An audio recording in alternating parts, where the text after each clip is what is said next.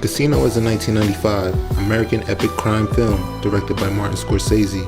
It stars Robert De Niro, Sharon Stone, and Joe Pesci. The film is based on a non-fiction book, Casino, Love and Honor in Las Vegas, by Nicholas Pileggi, who also co-wrote the screenplay for the film with Scorsese. The film marks the 8th collaboration between director Scorsese and Robert De Niro. Casino follows Sam Ace Rothstein, De Niro, a Jewish-American gambling expert handicapper who is asked by the Chicago outfit to oversee the day-to-day casino in Las Vegas. Supporting characters include Nicholas Nicky Santoro, Pesci, a made man, and friend of Ace, Ginger McKenna, Stone, a streetwise chip hustler who Ace marries and has a daughter with. The film details Ace's operation of the casino, the difficulties he confronts in his job, the mafia's involvement with the casino, and the gradual breakdown of his relationship and standing as Las Vegas changes over the years. Today we bring you 10 things you didn't know about Casino. Welcome to the Life Television. Tell them, KK. Don't forget to like and subscribe. Number 10. The real Sam Ace Rothstein. The main character, Sam Ace Rothstein, is based on Frank Lefty Rosenthal, who was retired and living in Florida when writer Nicholas Pileggi came around wanting to write a book about his career. Rosenthal didn't actively oppose the project, but he had no interest in helping either, until he found out that Martin Scorsese planned on making Pileggi's eventual book into a movie, and that Robert De Niro would probably be the star. Then he perked up, asking Pileggi, who also wrote GOODFELLAS, if he could arrange a meeting with De Niro. Next thing Pileggi knew, formerly reluctant associates of Rosenthal were coming out of the woodwork offering their cooperation. Number 9. The real Casino. For Scorsese, it wouldn't do it to build a fake casino in a studio lot. Casino had to be shot in a real casino. The thing about casinos though is that they never close, so Scorsese made an arrangement with the Las Vegas Riviera to film there for 6 weeks, 4 nights a week, presumably Monday through Thursday, from midnight to 10 a.m. when the casinos was less busy. The film shoot occupied only a corner of the facility, but real gameplay was happening on the sides and in the background. For extra authenticity and to spare the hassle of teaching actors how to do it, Scorsese used real dealers and pit bosses where possible. Number 8. The book. Nicholas Pileggi intended to go the usual route of writing the book first, then concentrating on the film adaptation, but Scorsese convinced him to do both simultaneously, which really meant focusing on the screenplay first and the book second. The two worked on the script together, after which Pileggi raced to finish the book so that it could come out before the movie was released. The book ended up hitting shelves just 6 weeks before the film came out. The book, unlike the movie, uses the characters' real names. Number 7.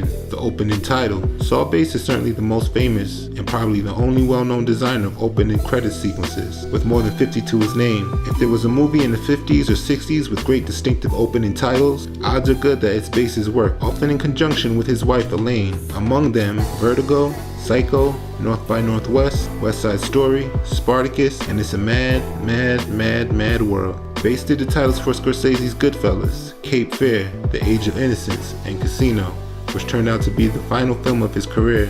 He died 5 months after the film opened at the age of 75. Number 6. Sharon Stone. In the Blu-ray commentary, Stone relates the story of how she came to be in the film.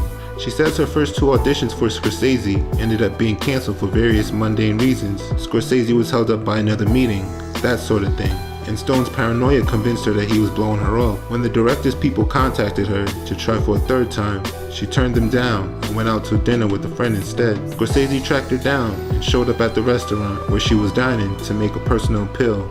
Number 5. Joe Pesci.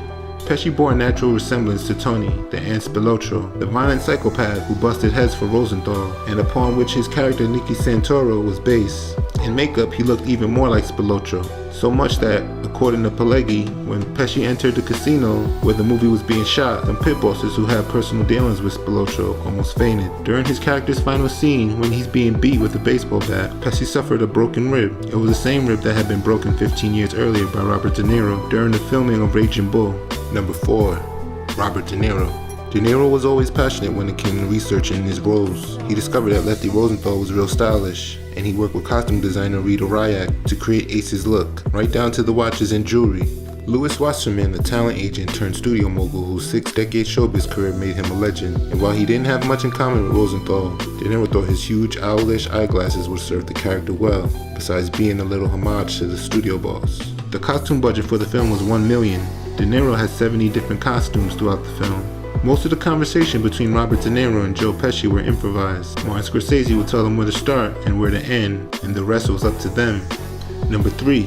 The studio lawyers. You're always in dangerous waters making a movie about the mafia, even when most of the facts are a matter of public record. According to Scorsese, Universal's lawyers suggested changing the characters' names, hence Frank Lefty Rosenthal becomes Sam Ace Rothstein, and even avoiding specific mention of Chicago being the Las Vegas mobsters' headquarters. They say back home instead, and the word Chicago never appears in the screenplay. Another legal strategy was having the on-screen title say the movie was adapted from a true story, rather than based on a true story. You get a lot more creative license with adapted from than you do with based on. Still, Scorsese said pretty much everything in the movie is true. Number 2. Head and Device. Martin Scorsese stated before the film's release that he created the head and device scene as a sacrifice. Certain the MPAA would insist it being cut. He hoped that it would draw fire away from the other violent scenes that would seem less so by comparison. When the MPAA made no objection to the vice scene, he left it in. Number 1. Martin Scorsese.